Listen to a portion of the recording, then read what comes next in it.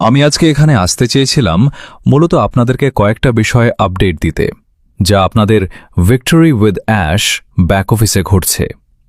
আপনারা ড্যাশবোর্ডে লক্ষ্য করবেন যে সেখানে আরও দুটি জিনিস যোগ করা হয়েছে, যেগুলোতে কামিং সুন শীঘ্রই আসছে হিসেবে চিহ্নিত করা আছে।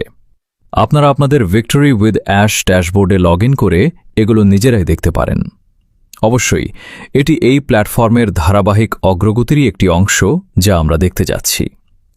আর আজকে আমি আপনাদের সাথে মূলত যে বিষয়টি নিয়ে কথা বলতে চেয়েছিলাম তা হল আত্মবিশ্বাস। আমি কেন আত্মবিশ্বাস নিয়ে কথা বলতে চাই? আমি মাঝে মাঝে আমাদের সিইও অ্যাশ মোফারেহকে টেক্সট বা ভয়েস নোট পাঠাই। নিয়মিতভাবে না, তবে মাঝে মধ্যে, হয়তো মাসে একবার বা দুবার এইরকম। আর আমাদের মধ্যে যোগাযোগ হয়। আর ওনার ব্যাপারে একটা বিষয় আমাকে সবসময় মুগ্ধ করেছে, তা হল ওনার আত্মবিশ্বাস। আর বিশেষ করে এখনকার সময়ে উনি অন্য যে কোনো সময়ের চেয়ে অনেক বেশি আত্মবিশ্বাসী যে উনি আমাদের সবার জন্য কি নিয়ে আসতে যাচ্ছেন। উনি প্রায়শই পুনর্ব্যক্ত করেন যে আমরা যা দেখতে যাচ্ছি এবং এটি যে বহু মানুষের জীবনে পরিবর্তন আনতে যাচ্ছে তা দেখে আমরা কতটা অবাক এবং খুশি হব। আর এই আত্মবিশ্বাসটা আমাকে সত্যি অনেক সাহায্য করেছে। উনি আত্মবিশ্বাসী মানে সত্যি বলতে আমিও আত্মবিশ্বাসী। কেন?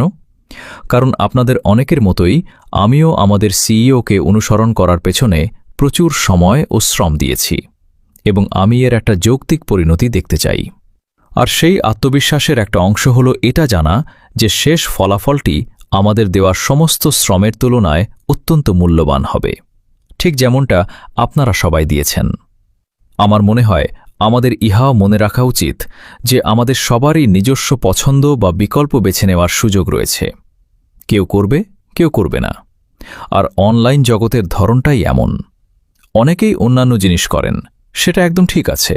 মানুষের এগুলো করার নিজস্ব কারণ থাকে। আমি এমন একজন মানুষ যে সিদ্ধান্ত নেয় আমি একটা জিনিসই করব, নিজের পরিবর্তন ও খাপ খাইয়ে নেওয়ার ক্ষমতার ওপর আত্মবিশ্বাস রেখে। আর আমাদের সিইও যে ব্যাকগ্রাউন্ডে কঠোর পরিশ্রম করছেন যাতে আমাদের জন্য সবকিছু ঠিকঠাক থাকে, সেটিই আমাকে এই যাত্রা চালিয়ে যাওয়ার আত্মবিশ্বাস দেয়। এর টাইম ফ্রেম বা সময়সীমা কি হবে আমার কোনো ধারণা নেই। আমি সত্যিই ভেবেছিলাম যে জুনে দেওয়া ইঙ্গিতগুলো থেকে হয়তো জুন মাসটাই সেই মাস হতে পারত, কিন্তু দেখা গেল তা হয়নি। আর আপনাদের যদি মনে থাকে, আমি কিন্তু বলিনি যে এটা নিশ্চিতভাবেই জুন মাসে হবে। আমি বলেছিলাম সম্ভবত। যাই হোক, শুধু তাদের জন্য বলছি যারা দাবি করেছেন আমি নিশ্চিত করে বলেছিলাম, কারণ আমি তা বলিনি। তবে আমি অনুভব করছি যে জিনিসগুলো এগিয়ে চলছে, আর এটি অবশ্যই একটি শেষ ফলাফলের দিকেই ইঙ্গিত করে।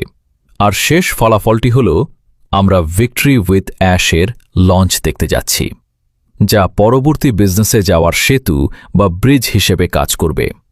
তাই ধৈর্য ধরুন বন্ধুরা, আত্মবিশ্বাসী থাকুন, স্থিতিস্থাপক বা সহনশীল থাকুন।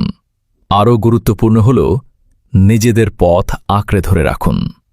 আমার মনে হয় না এক জিনিস থেকে অন্য জিনিসে লাফানো কোনো সাহায্য করে। এটি কেবল আপনাদের হতাশ করবে, আপনাদের অর্থ নষ্ট করবে এবং শেষ পর্যন্ত আপনারা আবারও আমাদের যা আছে সেটার দিকেই ফিরে তাকাবেন। ভাববেন আমরা কেন এখনো এখানে আছি এবং অন্য কিছুতে চলে যাননি। ভিক্টরি উইথ অ্যাশের পক্ষ থেকে কোনো প্রতিশ্রুতি দেওয়া হচ্ছে না।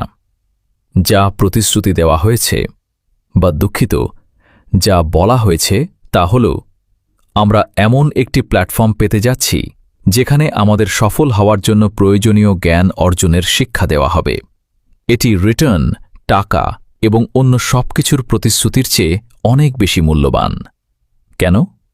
কারণ আমার কাছে এর মানে হল সফল হওয়ার জন্য যদি আমার কাছে সঠিক জ্ঞান থাকে, তবে এটি তখন আমার নিজের হাতে চলে আসে যে আমি কঠোর পরিশ্রম করব, সঠিক কাজগুলো করব, নিজের উন্নতি করব এবং আমার পরিবার ও তার বাইরে পুরস্কার বা সুফল বয়ে আনব।